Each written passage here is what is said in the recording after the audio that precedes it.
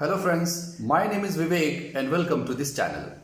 In this video, I have taken up the topic, the Russian Revolution for explanation from the chapter Socialism in Europe and the Russian Revolution for class 9 from the book in history published by NCERT and applicable to all CBSE affiliated schools. The important political traditions of the 19th century, such as the ideas of the liberals, the radicals, the conservatives and the socialists, have been taken up in a separate video, the link of which is shared in the description box below. So please check that out, watch that video followed by this video for a complete understanding of the chapter. So let's start with the Russian Revolution. There are three important parts of the Russian Revolution: the 1905 Revolution, the February Revolution of 1917, and finally the October Revolution of 1917. We will also look at the important developments after the October Revolution, and then we'll find out Stalin's collectivization program. So let's start first with the 1905 Revolution. Russia was an autocracy. It means ruled by the king with absolute powers. The kings in Russia, or the monarchs in Russia, were known as czars. And this czar was not subject to parliament. That means he was not under the control of the parliament. The liberals wanted to end this. The liberals were a group who were against the arbitrary rule of dynastic monarchs, and they also wanted a representative elected parliamentary form of government.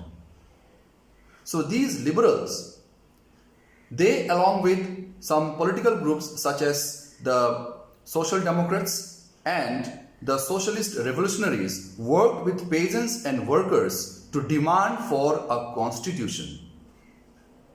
They were supported in Muslim dominated areas by groups called Jihadists. Jihadists were Muslim reformers who wanted modern Islam to lead their societies. 1904 was a bad year for Russian workers. This was because the prices of essential goods increased so much that real wages fell by 20%. This means that earlier, if a good cost 100 rupees, now a person would have to pay 120 rupees for that good. So this caused a kind of distress among the Russian workers. 4 members of the Assembly of Russian Workers, which was an association formed in 1904, were dismissed at the Putilov Iron Works, and this led to a call for industrial action. In the next few days, more than 110,000 workers from various factories in St. Petersburg, they went on a strike demanding reduction in the number of hours of work to 8 hours. They demanded more wages and better working conditions for themselves. Now, when this procession reached the winter palace of the king, the Tsar, it was attacked by the police and the Cossacks. The Cossacks were actually part of the military unit, particularly the cavalry.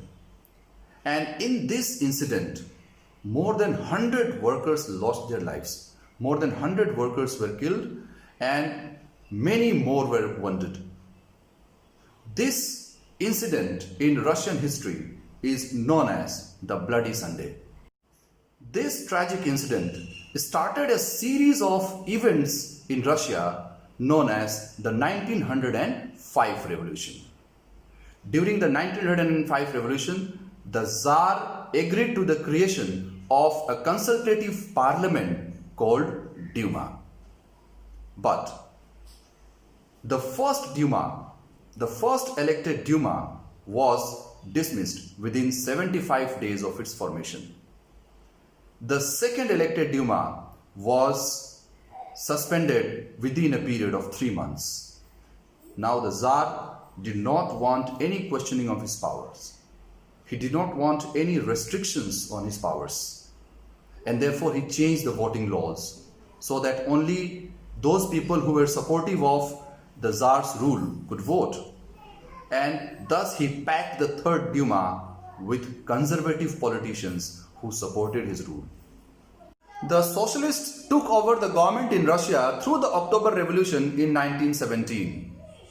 The fall of monarchy in February 1917 and the events of October are normally called the Russian Revolution. But first, let us see the Russian Empire in 1914. In 1914, Tsar Nicholas II ruled Russia and its empire. The Russian Empire included territory around Moscow and current-day Finland, Latvia, Lithuania, Estonia, parts of Poland, Ukraine and Belarus, Central Asian states, Georgia, Armenia and Azerbaijan.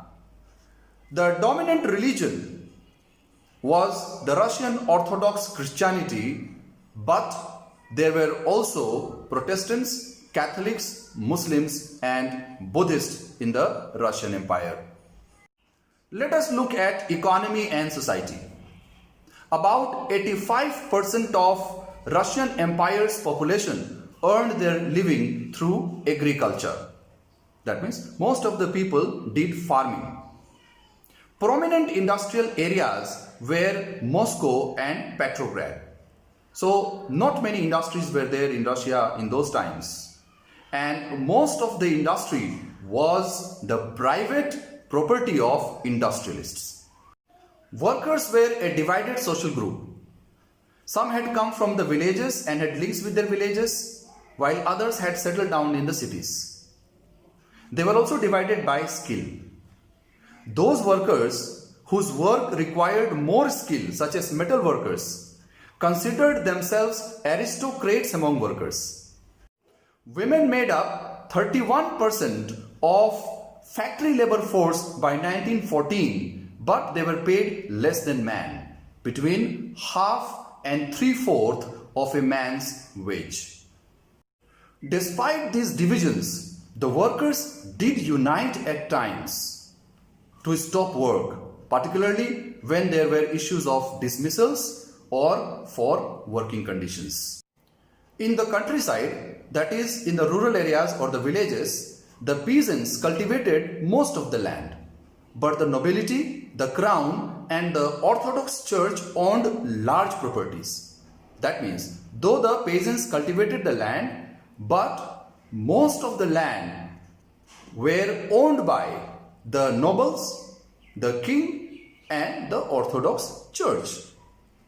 The peasants in Russia generally had no respect for the nobility. This was in contrast to that in France. During the French Revolution, the peasants in many areas respected their nobles and they also fought to protect the nobles. In Russia, the peasants wanted the land of the nobles to be given to them. Frequently, they refused to pay rent to the nobles because they used to take land on rent. They used to pay rent for the land that they'd taken. So very often they used to refuse to pay rent, and they even murdered landlords in Russia. There is another unique thing about Russian peasants. The Russian peasants, they pooled their land periodically, and their commune or their community, which was known as Mir, divided the land on the basis of the need of individual families. That means the peasants, they brought their land together, all of them, and then their community will divide the land, based on the needs of individual families. So this was unique in Russia, which is not seen in any other parts of Europe. Let us now look at the spread of socialism in Russia. All political parties were illegal in Russia before 1914 because it was the rule of the Tsar, and Tsar did not allow political parties to function. The Russian Social Democratic Workers' Party, which was founded in 1898, operated as an illegal organization. Some Russian socialists felt that the Russian peasants' custom of dividing the land periodically as per the needs of individual families made them natural socialists. And the peasants and not workers would be the force behind the socialist revolution in Russia. The socialists formed the Socialist Party in 1900. This party struggled for peasants' rights and demanded that the land belonging to the nobles be transferred to the peasants who were tilling the land. But Lenin, who was a leader of the Russian Social Democratic Workers' Party, felt that the peasants were not one united group. Some were poor while others rich. Because of this differentiation within them, they could all not be part of a socialist revolution. According to Lenin, the rich peasants would not be supportive of a socialist revolution. Because of this difference of opinion in the strategy of organization, the party was divided between two factions, the Bolsheviks and the Mensheviks. Bolsheviks means the majority. That means the majority of the socialists in the party supported Lenin and were called the Bolsheviks, whereas the moderate anti-Lenin and the minority group was known as the Menshevik. Lenin, who was the leader of the Bolsheviks, felt that in a repressive society like the Tsarist Russia, the party should control the number and quality of its members. On the other hand, the Mensheviks felt that the party should be open to all.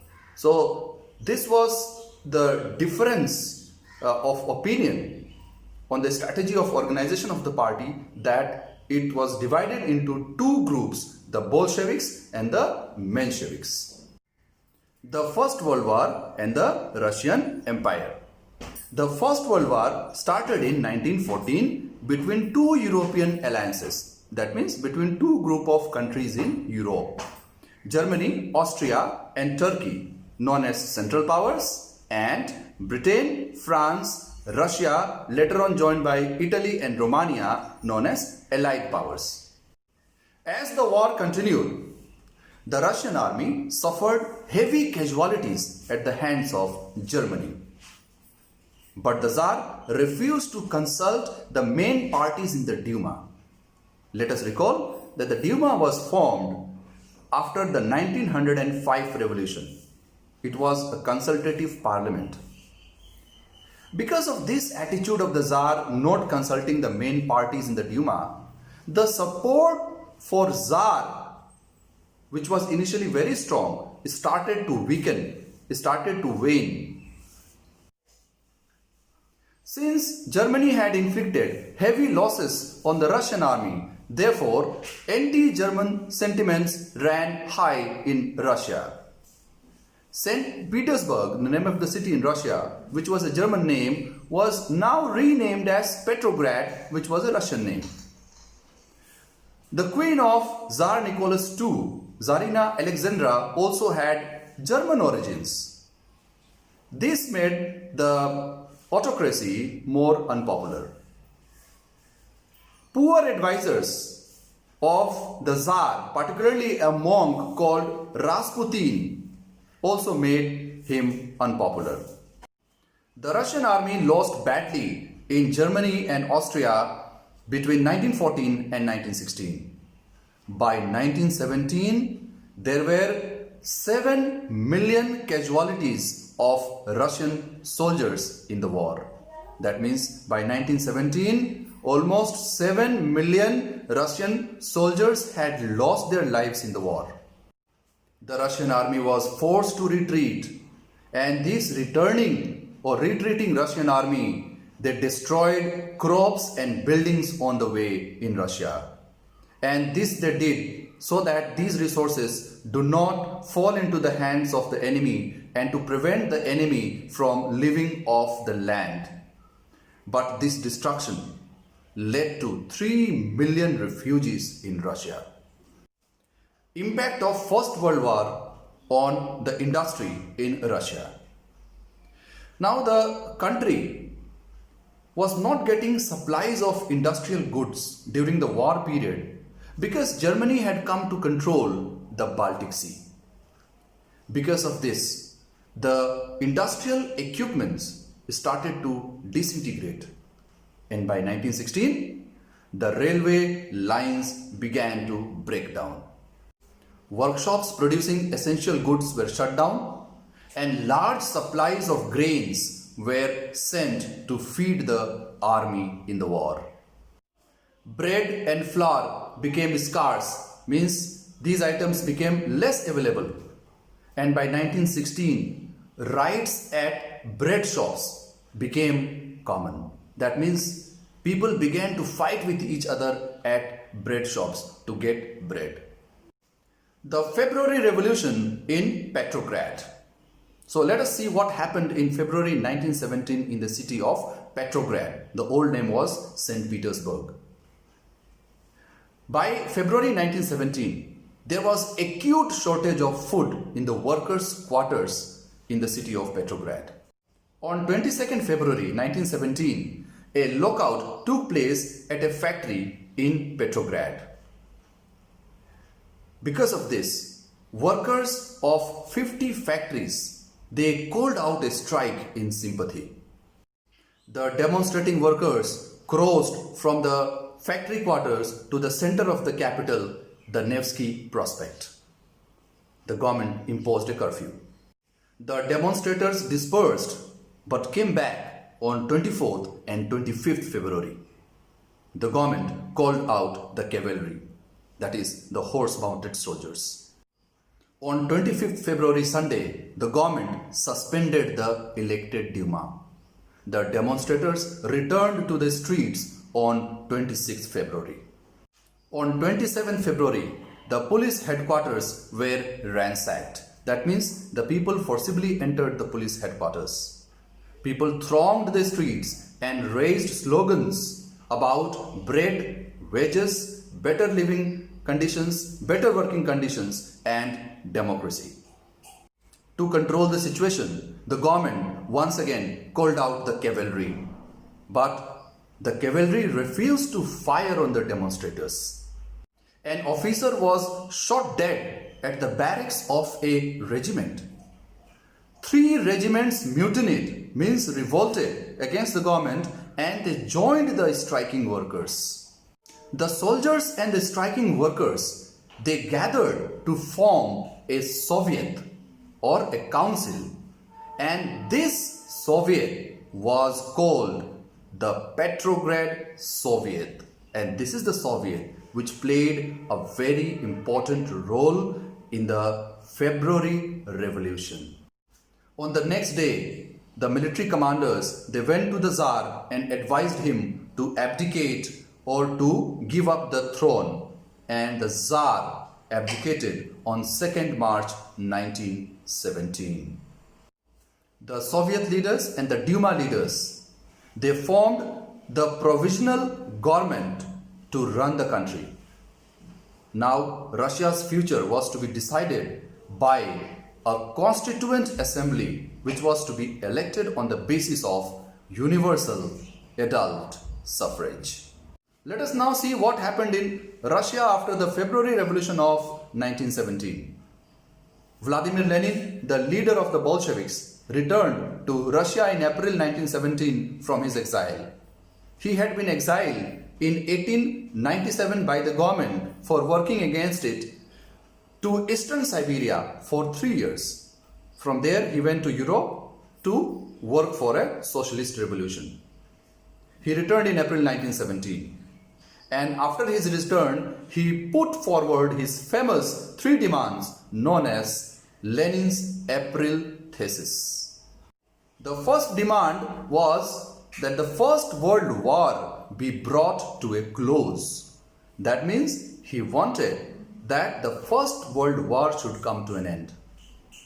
Second demand was that the land should be transferred to the peasants. And the third demand was that the banks should be nationalized. That means the banks should come under the control of the government. He also wanted that the Bolshevik party rename itself as the Communist Party. Through the summer of 1917, workers' movements spread. Trade unions grew in number and soldiers' committees were formed in the army.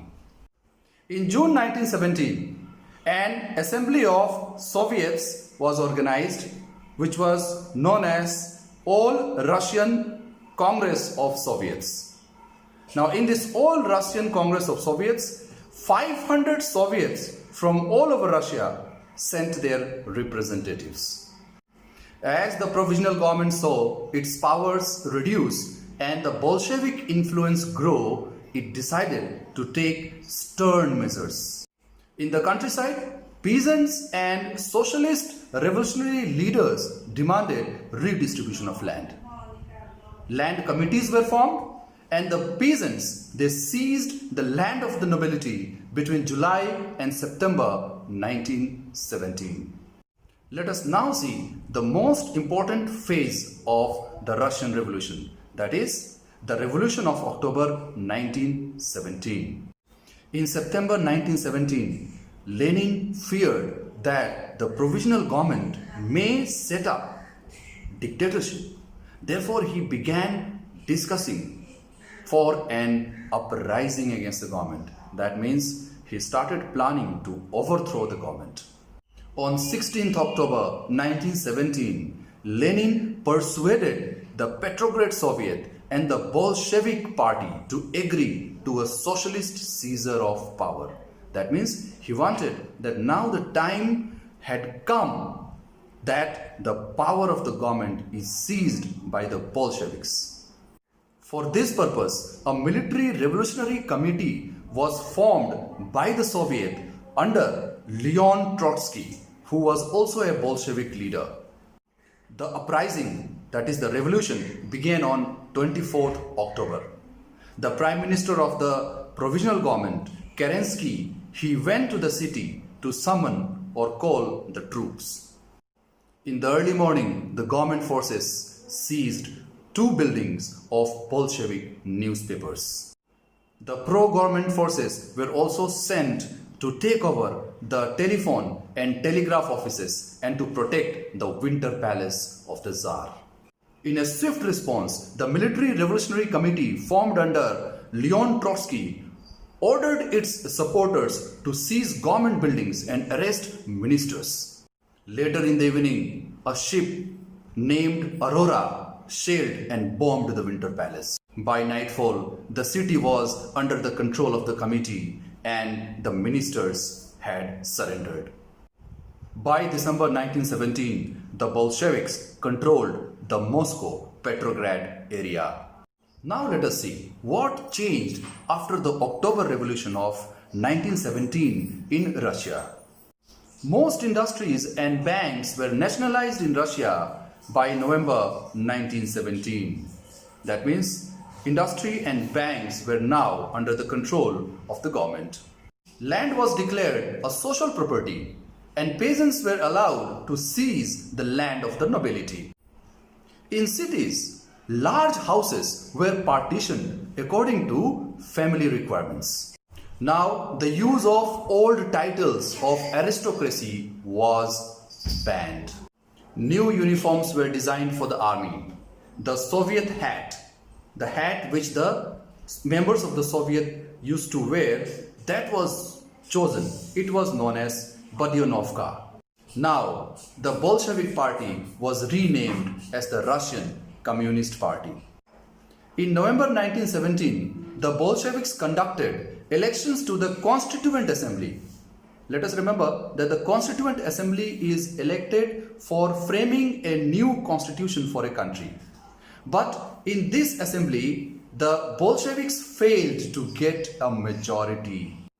In January 1918, the Constituent Assembly rejected the measures of the Bolsheviks. So whatever measures, whatever steps the Bolsheviks had taken after the October Revolution, Those measures were rejected by the Constituent Assembly. The Bolsheviks did not have majority support in this assembly. Therefore, Lenin, he dismissed this assembly. In March 1918, the Bolsheviks, as they wanted Russia to withdraw from the First World War, made peace with Germany, despite opposition by their political allies. On 3rd March 1918, they signed a peace treaty with Germany at a place called Brest-Litovsk. In the years that followed, the Bolsheviks became the only party to participate in the All-Russian Congress of Soviets. And this All-Russian Congress of Soviets became the Parliament of Russia. Thus, Russia became a one-party state because only the Bolsheviks participated in these elections. And all the trade unions, workers' unions, were put under the control of the party. The secret police of this state, called Cheka first and later named as OGPU and NKVD, which meant Joint State Political Directorate in Russian, punished those people who criticized the Bolsheviks. Russia also witnessed a civil war after the October 1917 revolution. Now, what is a civil war? A civil war is a situation when two opposing groups in a country come to such a fight that it seems like a war. This is known as civil war. So this civil war took place between the Bolsheviks, who were becoming powerful, and those forces who were against the Bolsheviks. When the Bolsheviks ordered the redistribution of land in the villages, the Russian army began to break up. This was because many soldiers were from the villages. Now, when they heard about the redistribution of land, they wished to go back to their villages for this redistribution. And they started deserting the army. That means they started leaving the army. The non-Bolshevik socialists, the liberals, and the supporters of aristocracy, they opposed and they criticized the Bolshevik revolution or the Bolshevik uprising. The leaders of these groups, they moved to South Russia and they organized troops to fight against the Bolsheviks, who came to be known as the Reds. During 1918 and 1919, the Greens, who were actually armed peasant militias and also supported the Socialist Revolutionary Party, as well as the Whites. The Whites were actually the supporters of the Tsar, means the pro-Tsarist forces. They controlled most part of the Russian Empire. These anti-Bolshevik forces were backed by American, French, British and Japanese troops because these countries were worried at the growth of socialism in Russia. This was because these countries followed liberal democracy and capitalism, and socialism was a threat for them. Because in socialism, the system was just the opposite of capitalism. So they feared that this growth of socialism in Russia had to be checked. Otherwise, this socialism will also expand to their countries. These troops and the Bolsheviks fought a civil war. In the meantime, the Whites, who were actually pro-Tsarist and supporters of the aristocracy, they started taking very harsh steps against the peasants who had seized land. Now, this made the non-Bolsheviks very unpopular in Russia. By January 1920, the Bolsheviks controlled most of the former Russian Empire. The Bolsheviks succeeded with the support of non-Russian nationalities. The Russian Empire was a very large empire. It covered a very vast area, and this empire actually consisted of regions with people of different ethnicities. So apart from Russian nationalities, there were other nationalities also who were part of the Russian Empire. So the Bolsheviks got the support of these non-Russian nationalities. They were also supported by the jihadists in Muslim dominated areas. In some areas, the Russian colonists themselves turned Bolsheviks. What does it mean? It means that many Russians had taken control of areas outside Russia. Outside Russia means in other parts of Russia, where non-Russian nationalities used to reside. Now, these Russian colonists, after turning Bolsheviks, they started harassing the nationalists of those places. For example, in Khiva, which is a place in Central Asia, the Russian colonists, they massacred a large number of local nationalists in the name of defending socialism. In order to remedy this problem, in order to find solution to this problem, most non-Russian nationalities were given autonomy in the Soviet Union. Now, the Russian Empire was no more. It was now renamed as the Soviet Union or the USSR, Union of Soviet Socialist Republics. So these non-Russian nationalities were given autonomy. That means they were given powers to rule themselves or govern themselves within the Soviet Union.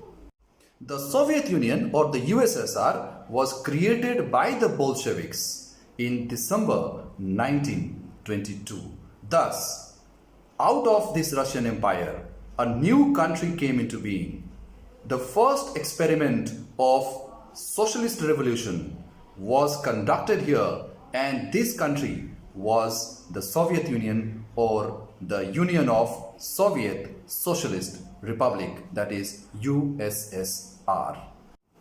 Though the Bolsheviks granted autonomy to the non-Russian nationalities, yet they forced the local governments in these non-Russian nationalities to follow unpopular policies of the Bolsheviks, such as harsh discouragement of nomadism. Many ethnic groups of the non-Russian nationalities were nomads. Nomads are those people who do not settle down permanently in a place. They keep on moving, either with their cattle or they keep on moving for their livelihood from one place to another. The Bolsheviks wanted to put an end to this nomadism. That is why, the Bolsheviks were only partly successful in winning over the non-Russian nationalities. After the victory of the Bolsheviks in the Civil War, the Russian society was turned into a socialist society. Banks and industries were nationalized. Land was declared a social property. Another very important step was the centralized planning which was worked out and the launching of the 5-year plans for the development of the country. Centralized planning means now the planning for the development of the country will be made by the government alone. Okay? And for the next 5 years, the 5-year plans means for the next 5 years, the government will work out a plan as to which areas to develop and where to invest, where to allocate funds. So these 5-year plans were launched in Russia. An extended schooling system was developed and arrangements were made for factory workers and peasants to enter universities. So this was quite unique that such facilities were made for those who wanted to receive education. Creches were established in factories for the children of the women workers. Creches are actually facilities where people can leave their children under a caretaker and go to work. So in Russia, creches were established so that the women working in the factories with small children, small infants, could leave them in the creches and go to their work. Cheap healthcare facilities were also made available to all. Modern living quarters were also constructed for the workers. After Lenin, Joseph Stalin came to power in the Soviet Union. And after coming to power, he started his program known as collectivization. Stalin felt that The low productivity in agriculture was because the peasants had small land holdings. Therefore, he forced the peasants to cultivate in collective farms. These collective farms were known as kolkhos.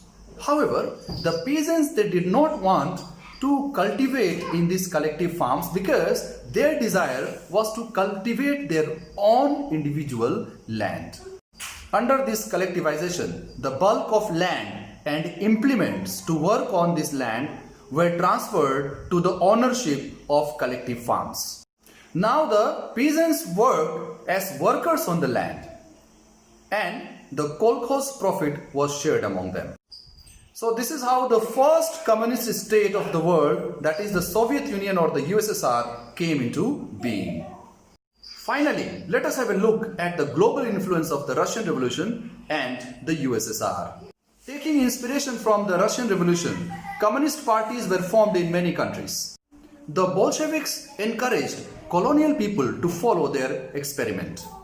Now what does it mean? It means that in many countries, people were under the control of some other country. Like before 1947, India was under the control of the British. So the Bolsheviks, they told these colonial people, see how we have overthrown the oppressive dynastic rule of the Tsars. Likewise, you can also overthrow the foreign power from your country. The Bolsheviks also founded the Comintern or the Communist International, which was an international union of pro-Bolshevik socialist parties from around the world. By the Second World War, the USSR had given socialism a global face and a world stature. Socialism now came as an alternative to capitalism. So, USSR was successful not only in giving socialism a global face, an alternative to capitalist system, but also a world stature because of the rapid success and development which took place in the Soviet Union. But by the end of the 20th century, the international reputation of the Soviet Union as a socialist country had declined. Now this great country, which was once a superpower, now was on the verge of disintegration or breakup. So what were the reasons for this breakup? Primarily the reason was that the communist state, did not give enough freedom and rights to the people, and the people started feeling stifled in the system. The system became corrupt, the leaders became oppressive, and these were the reasons why this great Soviet Union came to an end in the year 1991. Hope this video was useful for you.